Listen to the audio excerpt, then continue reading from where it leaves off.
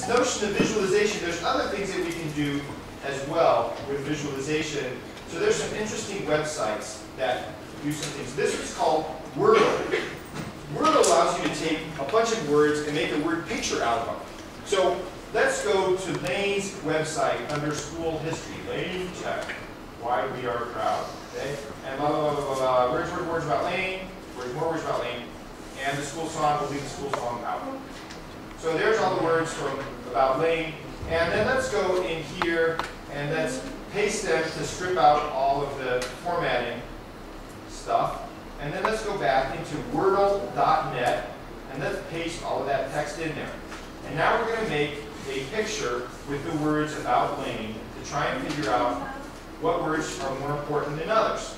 So this is a website, Wordle.net, if you want a nice cover for a paper, research paper or something. And so the words that appear most often are, no surprise, school.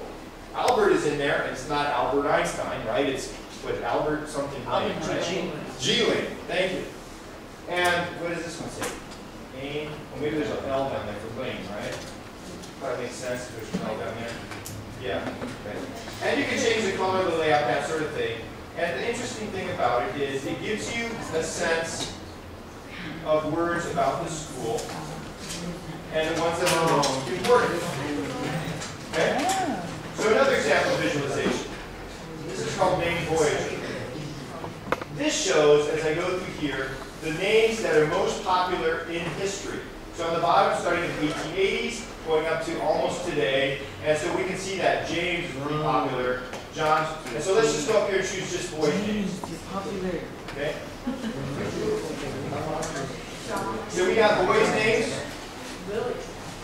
And here's the question. David, James, Michael, John, historically are some of the most popular names.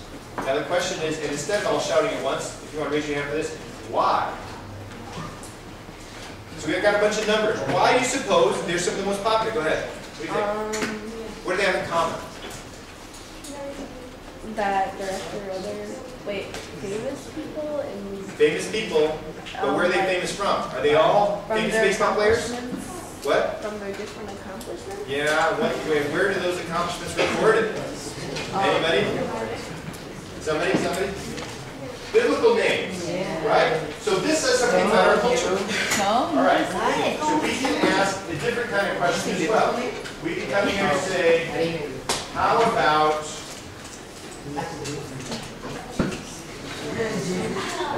Now here's the question. Did the U.S. skip religion in the 60s? Is that what happened? Why, starting in the 60s and 70s, did this name become more popular? Here's a hint.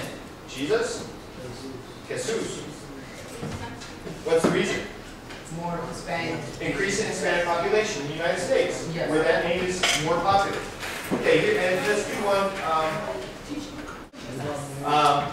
One of the schools I visit, the teacher's daughter's name is Sunshine. What do you think the graph for Sunshine is going to look like?